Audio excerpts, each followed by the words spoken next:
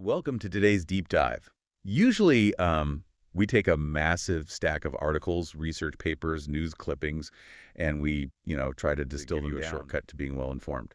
Yeah, we usually try to filter out a lot of the noise for you. Right, exactly. Yeah. But today, our source material is, well, it's entirely different. We are looking at just one single, incredibly dense text. Just the one, yeah. It's a book called Journey to the Core, or in Hindi, Multak Yatra, and it's written by an author named Parth Mehta.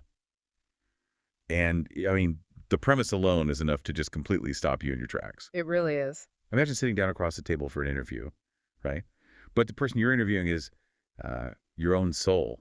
You ask the questions, and the deepest, most unvarnished part of you actually answers back. It sounds impossible, like something out of a sci-fi movie. Well, it would be incredibly confronting for most of us, I think. I mean, we spend so much of our daily lives completely insulated from our own core truths, you know? Oh, totally. We built so many walls. Right, so to sit face to face with your essence, stripping away all that noise, the human logic, the ego, that's an absolute dismantling of how we usually operate. And that is exactly what Parth Mehta attempts in this text.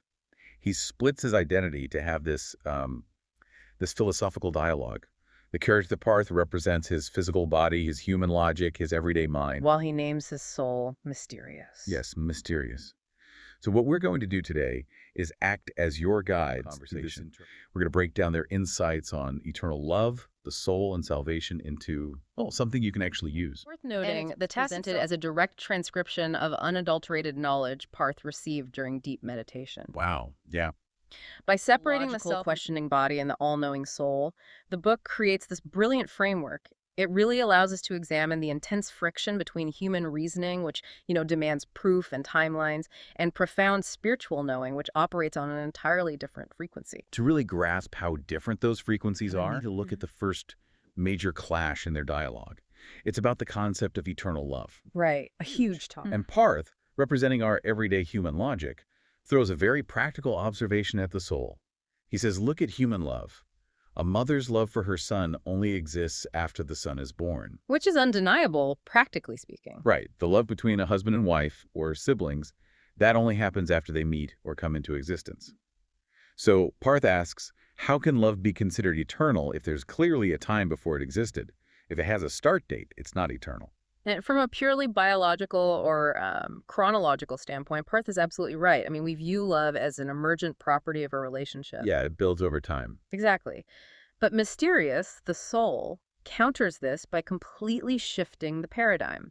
The soul explains that human love is just a localized, temporary expression.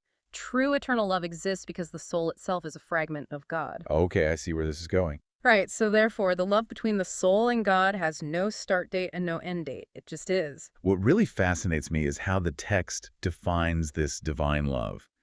It's not presented as, a fleeting emotion or those butterflies you get in your stomach or some chemical reaction in the brain. No, not at all. The book defines it as a profound sense of dedication, full faith, and an experience where you do not feel separate from the other.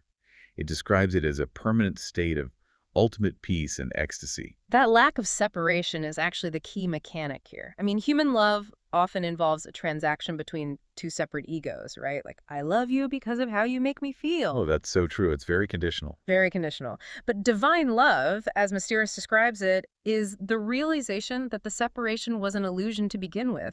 You basically consider the other as one with yourself. I'm trying to Mac this onto something we deal with every day. Right. So is human love essentially like a software application we download after we're born? Okay, I like where this is going. Like, we install the Family Love app to help us survive childhood and the Romantic Love app to build societies. But divine love is the original operating system we come pre-installed with. The software analogy captures the utility of human love really well, but we need to push it a bit further to really get what Mysterious is saying. Okay, how so? Well, an app is something you choose to open or close, right? It requires updates, it crashes, and it depends on external hardware like other people's behavior. Yeah, human love definitely crashes. Exactly. But the divine operating system isn't just running in the background. It is the very electricity powering the device. It is a permanent state of oneness. The problem is that our human software is so loud and demanding that we completely ignore the hum of the operating system. So if this divine connection is our foundational operating system, why is it so hard to access when the human apps inevitably crash? Like when life gets overwhelmingly difficult, How do we tap into that baseline?